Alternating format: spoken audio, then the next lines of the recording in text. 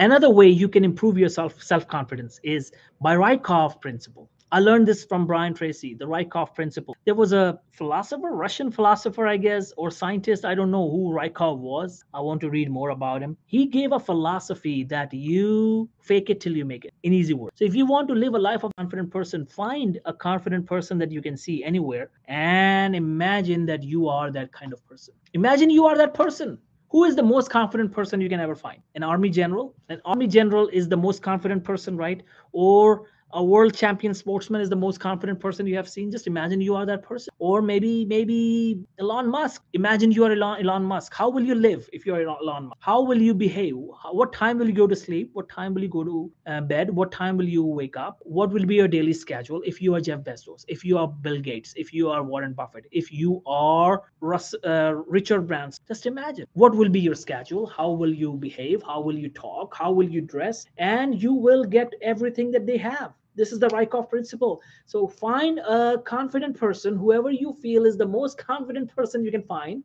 Imagine you are that person and do this exercise every day as much as possible. Do this exercise of pretending to be that person every day. Imagine you are that. And not only you will feel confident, self-esteem will also go up, and you will also attract everything that that person has.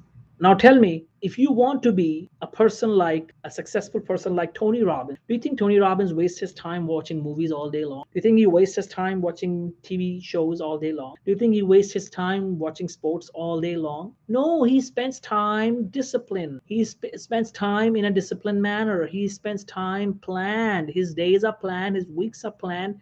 Everything is so organized, and he doesn't waste time, and he has targets and goals in his life that keep him from wasting time. You gotta set goals. Setting goals will increase your confidence. And remember, we need to set goals not only for confidence, but remember, this life is short. We're gonna die. So we gotta achieve certain things before we die so that we'll die peacefully and happy. And we live the life of confidence and self esteem.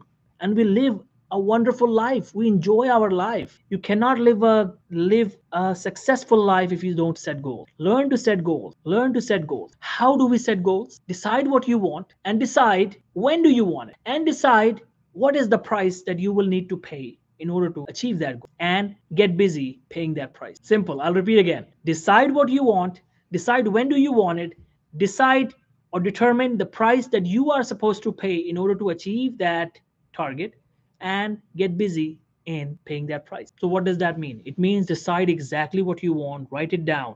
Written goals are a must. You need to write them down.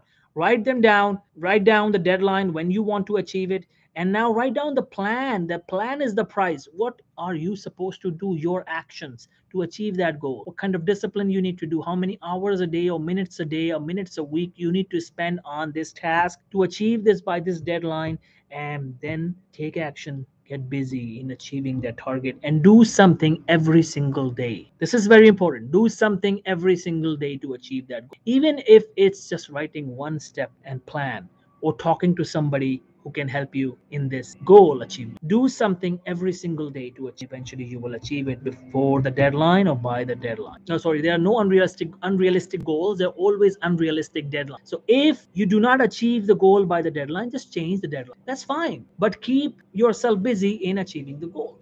And remember, the goal shouldn't be like something that is not in your control. Something that is not in your control. For example, you cannot control your skin color.